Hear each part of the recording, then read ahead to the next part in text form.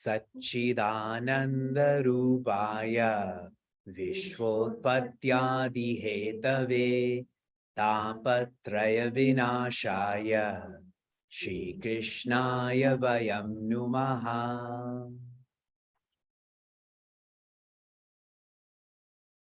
Janmadyasya yatonvayaditarataschaarteshvabhignaswarat Tene Brahma Hridaya Adi Kavaye Muhyanti Yatsurayaha Tejo Vari Mridam Yatha Virimayo Yatra Trisargo Mrsha Dhamna Svena Sada Nirasta Kuhakam Satyam Param Dhimahi Dharma Projita Ketavotra Paramo Nirmatsaranam Satam Vedyam Vastavamatra Vastu Shivadam Tapatrayon Mulanam Srimad Bhagavate Mahamuni Krite Kim Va Parerishwaraha Sadyo Hridya Varudyate Trakritibihi Shushrushubistakshanam. Hariom and greetings from Orange, Connecticut. We are recommencing our Vedanta and Bhagavata year, and we will recommence with listening to the divine names of Bhagavan, first in the form of a song, then in the form of teachings.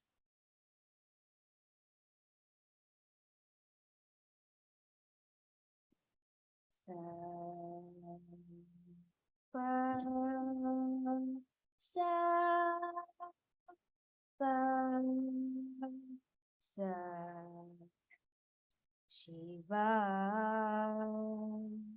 Rama Krishna Vinda Narahari Narayana Kashi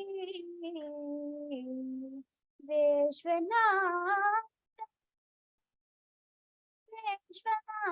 Narayana Narahari Govinda Krishna Rama Shiva Shiva Rama Krishna Govinda Narahari Narayana Kashi Vishwanatha Shiva Rama Krishna Govinda Narahari Narayana Kashi Vishwanatha Shiva Rama Krishna Pandaripurvasa Shri Panduranga Chidambaresha Shri Nataraja Pandaripurvasa Shri Panduranga Chidambaresha Shri Nataraja Natajanapalaka Navagraha Rupa Natajanapalaka Navagraha Rupa Parvati Sukumara Ganapati Skanda Parvati Sukumara Ganapati Skanda Shiva Rama Krishna Govinda Narahari Narayana Kashi Vishwanatha Shiva Rama Krishna Kamakshi Meenakshi Kashi Vishalakshi Jagadamba Sharadam Lakshmi Gauri Kamakshi Meenakshi Kashi Vishalakshi Jagadamba Sharadam Lakshmi Gauri Jagadishwari Rajeshwari Jagadishwari Rajeshwari Shiva Shankari Parameshwari Brihadishwari Adi Parashakti Akilandeshwari Adi Parashakti Akilandeshwari Adi Parashakti Akilandeshwari Shiva Rama Krishna Govinda Narahari Narayana Kashi Vishwanatha Shiva Rama Krishna Anjana Sukumar Shri Anjaneya Mantralaya Vasa Shri Raghavendra Guruvayur Puravasa Guruvayurappa Guruvayur Puravasa Guruvayurappa Shabarimalai Vasa Sharanaumayappa Guruvayur Puravasa Guruvayurappa Shabarimalai Vasa Sharanaumayappa Shabarimalai Vasa Charanaumayappa Matya Kurmadara Dashavita Rupa Atishukadayaka Ananta Rupa Matya Kurmadara Dashavita Rupa Atishukadayaka Ananta Rupa Shankar Chakradhar Tirupati Vasa Kali Yuga Varda Shri Govinda Shankar Chakradhar Tirupati Vasa Kali Yuga Varda Shri Govinda Shiva Rama Krishna Govinda Narahari Narayana Kashi Vishwanatha Shiva Rama Krishna Govinda Narahari Narayana Kashi Vishwanatha Shiva Rama Krishna Govinda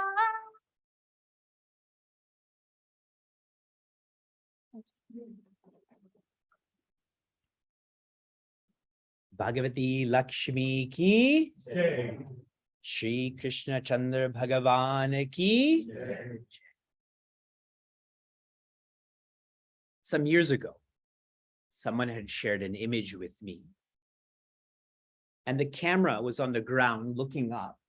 And there was a series of trees with a series of branches and leaves and so on. And the seeker who shared that with me essentially asked, "What do you see?" And I described what I just described to you. All of these different trees with their different branches and their different leaves. And she said, yes, but what you probably don't know is that they all have the same root system.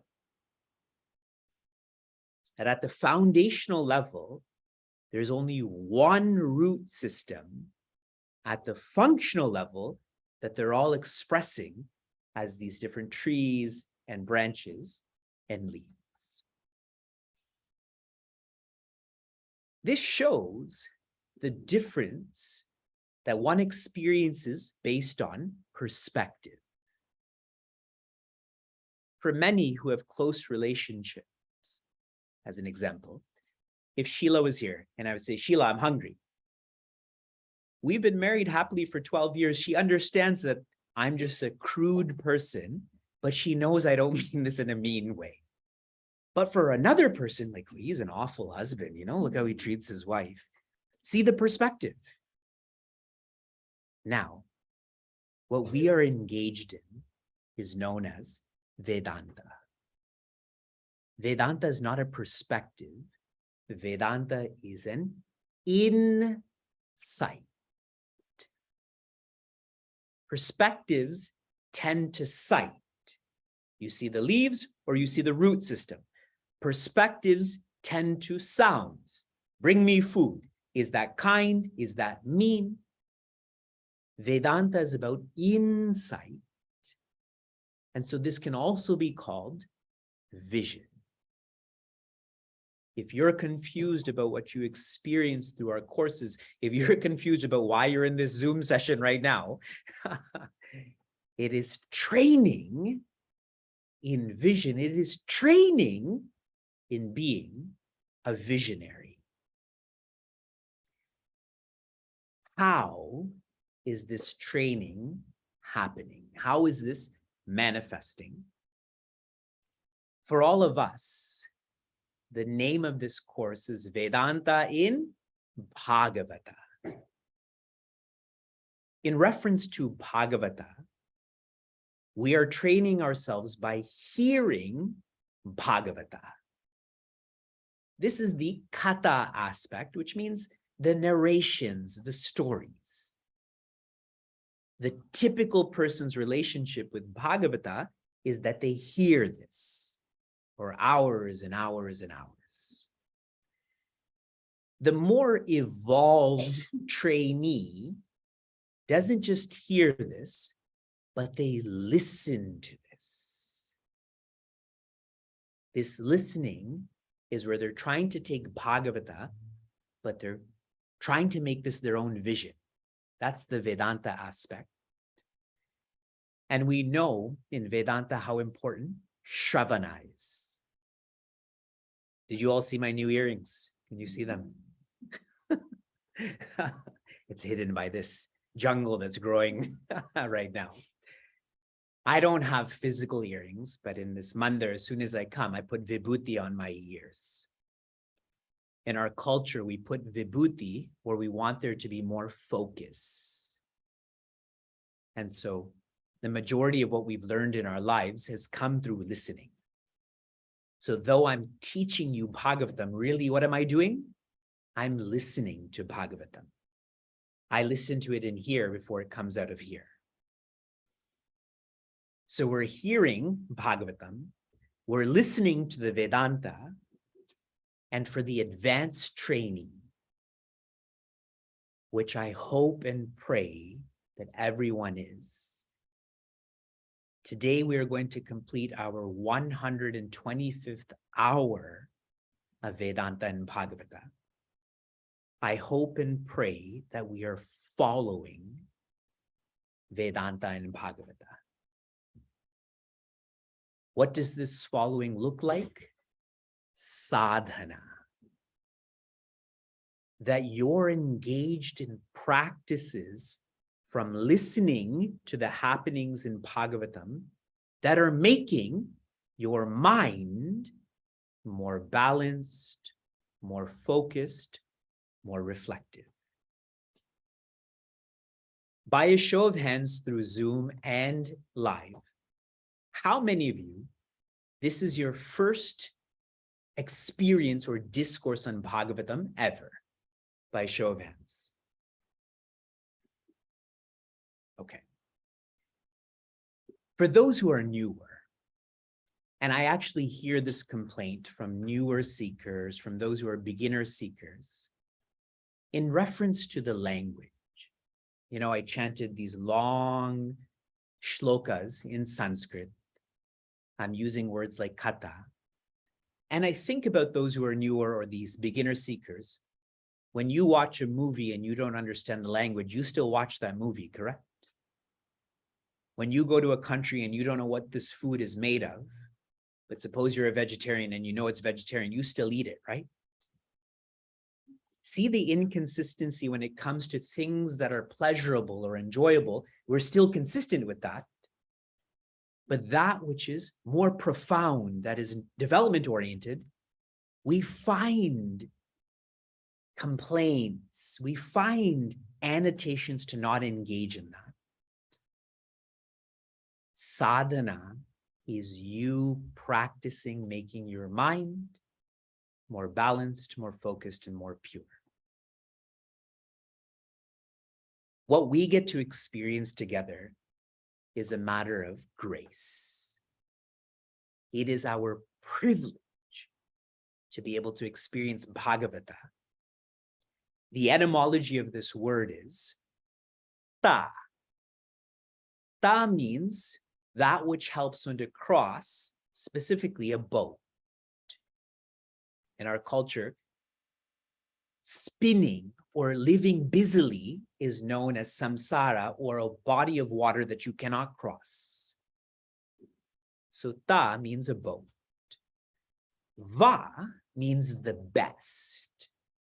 It's an adjective of whatever. Here, the best boat. Ga means to go, like gachati. If you're on the best boat, you're obviously going somewhere, correct? And pa means light, means joy. Bhagavatam is the boat that is the best to go to joy. Do you know the longitude and latitude of this place? Can you point to me where joy is? I'm glad you're pointing here, but eventually what I would like you to do is just do nothing. Because where is joy? If I asked you where is not joy, that would be a more relevant question. But now as I'm saying this, I think it's the majority's experience. Where is joy? Yeah, we don't know where joy is. Even though there's only joy, we don't feel that. And that shows that we need to put both feet, we need to jump into this boat. Bhagavata also means belonging to. Belonging, T-O. This is why we associate Bhagavatam as a book. Can you all lift your Bhagavatam books up for me to see? I see here, there's a book. I see a lot of you with your Bhagavatam books. Yes, so it's called Bhagavatam, not because it belongs to you, because it belongs to Bhagwan. So Bhagavatam means that which belongs to Bhagwan. So this describes not just the scripture that you have, but also the one who's engaged in sadhana. The one who's following Bhagavatam. Don't you feel more and more and more that you belong to Bhagwan? So you are Bhagavata.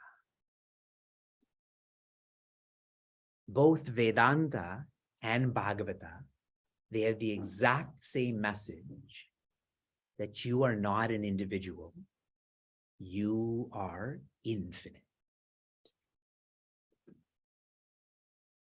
For many of us who are in meaningful mornings together, we study Bhagavad Gita. Many of us in the Upanishad course, we study our Upanishads. What is the message of Gita and Upanishad? Tattvamasi. Infinity, you are. Joy, you are. In Srimad Bhagavatam, there are 12 sections.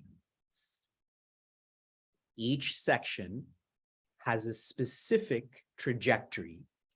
These are to be understood and followed sequentially, leading us to the 10th section, which is known as the heart of Bhagavatam. In the heart of Bhagavatam, the main katha, the main Vedanta is on Bhagavan Krishna. For all of you who are holding your books, who's on the cover of your book? It is Bhagavan Krishna.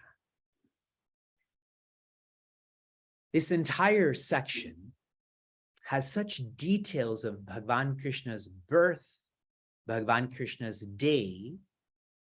And sadly, now we're in the section where I'll use the term Bhagavan Krishna's death, but really what that means is Bhagavan Krishna's return.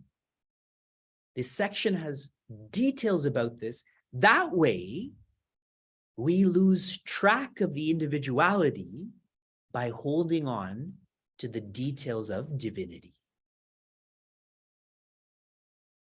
For those who love what they do, suppose your profession, that means you take less snack breaks, correct?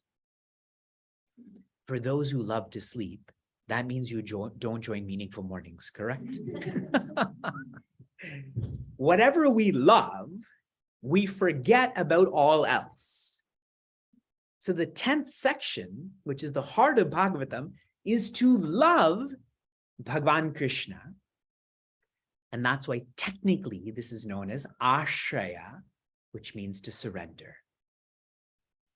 Surrender individuality by holding on to divinity. Here in orange, I've now completed a workshop on spiritual parenting, and I was sharing with all of the seekers here. For most of us, what is our parenting style? Anger. The better parent doesn't give in to anger, but they still succumb to annoyance. The better parent doesn't succumb to annoyance, but they succumb to fear. Being afraid, worse than that, being annoyed, worse than that, being angry. And so during this retreat, what I've tried to share is how to be accepting. If you accept yourself, if you accept your family, you will be less angry at them, annoyed by them, afraid of them.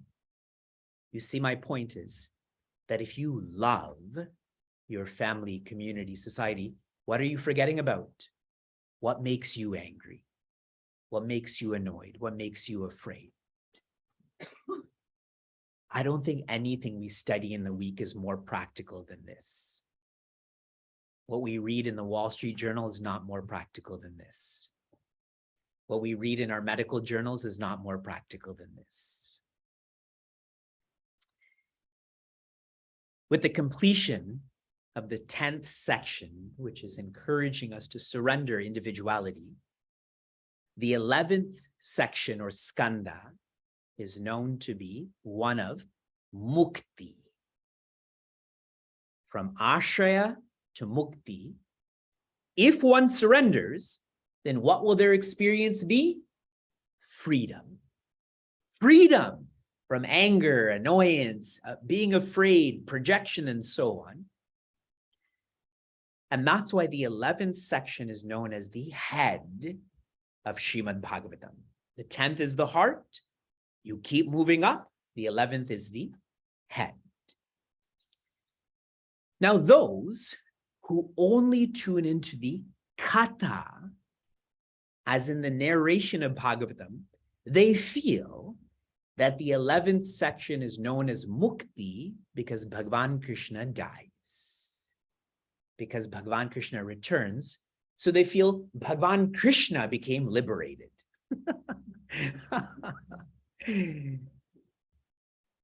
Bhagavan Krishna, na bandhaha, na muktihi. Bhagavan Krishna was never bound. So Bhagavan Krishna never went through liberation.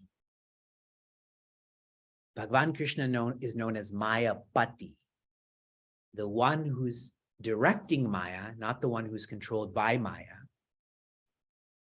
Try not to experience Bhagavatam in a literal way.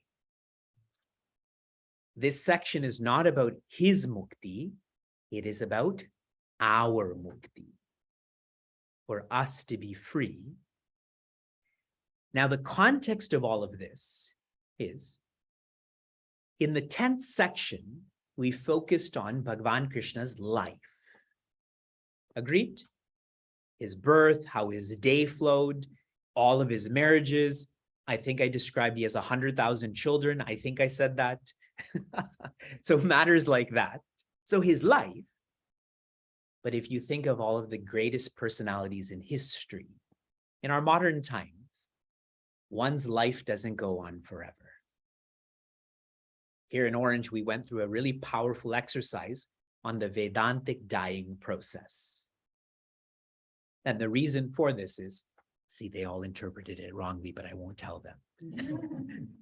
They all projected other people's deaths. Why I encourage them to do this is to project their own death.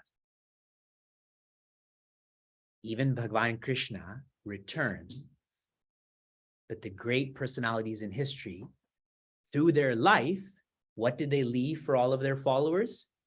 Teachings. We describe Pujya Swami Chinmayananda's life and teachings. Mahatma Gandhi's life and teachings. So this 10th section is about Bhagavan Krishna's life.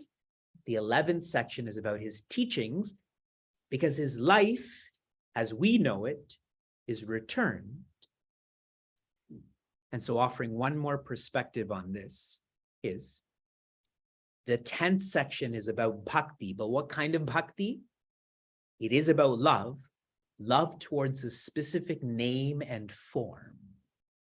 It's called Saguna Bhakti. The beautiful bhajan we heard from this beautiful girl, how many names she took of Bhagavan. Was lovely. I wanted Bhagavatam to start with a soothing voice and then a crude voice. See how compassionate I am with all of you. And so now the 11th section is about bhakti also, but not saguna, rather nirguna. Without Bhagavan Krishna's name and form. How systematic this scripture is, right? I feel without the Vedanta part, it would be a scripture, but not a systematic scripture. And I'm going to digress just a little bit because I haven't spoken to you for many months. Now I have to get it all out of my system. YouTube is awesome. It's like I'm a commercial. They pay me a commission now to talk about product placement. YouTube is awesome. I listen to YouTube all the time. I don't watch the videos, but I listen to songs. But YouTube is not awesome also when it comes to spirituality. I find so many seekers listen to this talk and this discourse and that teacher, and they keep saying, don't spiritual shop, but that's what they're doing. Vedanta can be felt only through a Vedantic guru. What does the guru provide? A system. The systematic study is what transforms one. YouTube can't do that for you. So Srimad Bhagavatam, when you apply or layer Bhagavatam with Vedanta, becomes systematic. Now, in the 11th section, in the first chapter, this chapter is a sad chapter. And what the main message in this chapter is, Bhagavan Krishna's family acts in a careless way. And in this carelessness, what is going to happen to them is they're going to die. Bhagavan Krishna's family is going to be destroyed. Now, how does that relate to us? How it relates to us, if we are careless, there can be fatal consequences. I think the movie's name is 7 Pounds. I think it's called 7 Pounds with Will Smith. And if you haven't seen it, it's not such a great movie, but essentially, he's texting and driving. And in doing so, I believe he kills 7 people, I think. I've seen it a long time ago. And so essentially, he donates his body and organs, even though he survives, to save 7 lives. That's why it's called like 7 Pounds or something like that. But my point is, texting and driving can be fatal. If not for you, then for someone else. So carelessness can be fatal. But the more universal meaning behind this first chapter is when one is careless, the opportunity to be happy is destroyed. Those who don't live intentionally, they're living instinctively. Don't they fight more? Don't they have more stress in their lives? One more implication just from the first chapter is that our families are what?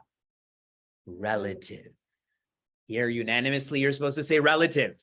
Our families are relative. You're all saying relatives. I know that. They're relative. To not give them more importance, to not give them less importance. For the majority of people who are in a family, that's their only purpose, is family, and they're proud of that.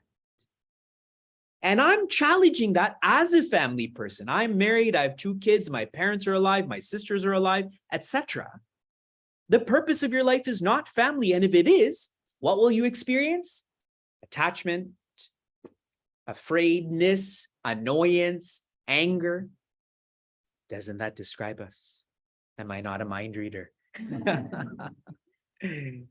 So our families are relative. When Bhagavan Krishna's family is thriving, what does he do? He smiles.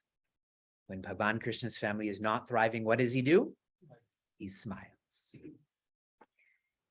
Then chapters 2 through 5. In chapters 2 through 5, this begins with Bhagavan Krishna's father, whose name is Sri Vasudeva. He asks Rishi Narada, how do I know Krishna, as in my son Krishna, as Bhagavan? See, many people around Sri Vasudeva, they know this is Bhagavan Krishna. They know it, they feel it, so they're joyous because of that. Sri Vasudeva is not knowing or feeling that, so he asks Rishi Narada, how can I know and feel like you do? Then Rishi Narada says, back in the day, this question was already asked by Raja Nimi. And Raja Nimi asks the children of Bhagavan Rishabha. Remember I mentioned about Jainism and how the first Jain was Bhagavan Rishabha. Bhagavan Rishabha's children, they're commonly known as the Navayogis. They answer Raja Nimi on how one can know, how one can feel Bhagavan. And we explored these 9 questions and 9 answers quite elaborately. And I know you all remember that you're all following this. Yes? Yes. Or your screen is not working all of a sudden. I'm just going to zoom into the last question. I will go through a review of the 9 questions and 9 answers throughout this month, because this section is less about Bhagavan Krishna's life and more about his teaching. The last question that is asked is, how is Bhagavan adored in different time periods? What nama is used? What rupa is used in different yugas? And the Navayogis answer this, that in every period of time, different names are used, different forms are used. And what's so lovely about this, I hope you're making this connection, irrespective of the mood you're in, what should you be doing? Remembering Bhagavan. If you're clean, remember Bhagavan. If you're dirty, remember Bhagavan. If you can remember him in Sanskrit, remember him in Sanskrit. If you can remember him in French, remember him in French. If you don't know language, you can still remember him. All nama, all rupas.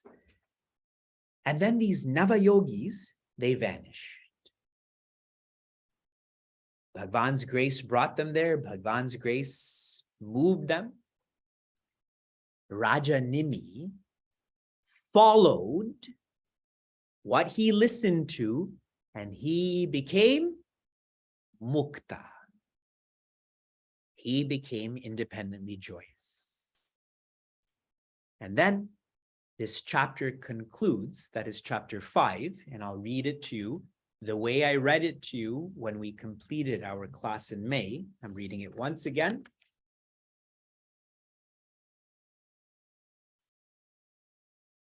Rishi Shuka said, hearing all this, the high-souled Vasudeva and his fortunate wife Devaki were thrilled with wonder, and they overcame the ignorance of their heart.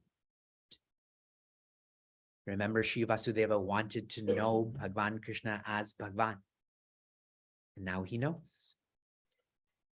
If a human hears this extremely holy narrative with one pointed mind, his ignorance will be dispelled here itself, and he will attain to the realization of the Supreme Spirit. Shared differently, one will forget that they are an individuality because they're intensely remembering that they are divinity. Oh.